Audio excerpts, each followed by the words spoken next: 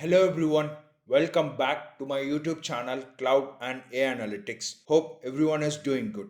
I'm Vignesh and in this video we are going to understand what type of services BigQuery. In this playlist we understood a lot about BigQuery. We have discussed a lot about it, but this video will explain you in much better way what BigQuery is. So without any further delay, let's get started. So BigQuery is a two-in-one service, which means you will be explicitly use BigQuery for storing your data also. On the data which you stored, right, you will be able to run analytical queries as well. So it acts as both a storage layer, provides an economical and efficient option for your data storage needs, and also it has tools to help you with the ingestion process that support for many data formats across many data sources as well. And the next one is analytics engine.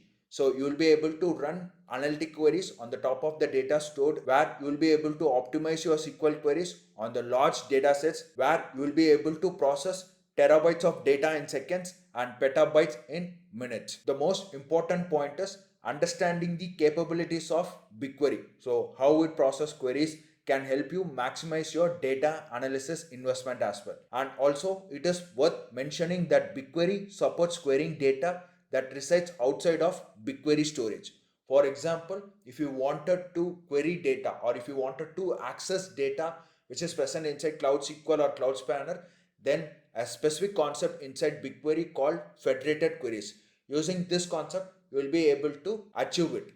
And also, if your data is residing outside of Google Cloud Platform, for example, it resides in S3 bucket, or if it is in Azure Blob Storage, then using BigQuery Omni, you will be able to access that data as well. And using BigQuery, you will be able to build data lake inside Google Cloud Platform. So data lake is a combination of cloud storage plus BigQuery inside GCP. And the most important point is to understand how resources are organized inside your BigQuery storage. So remember that tables resides inside dataset, which also includes routines, views, materialized views. All those things are part of dataset, whereas dataset exists within a project. So we will be exploring this in BigQuery hierarchy video. So just think of it as an overview.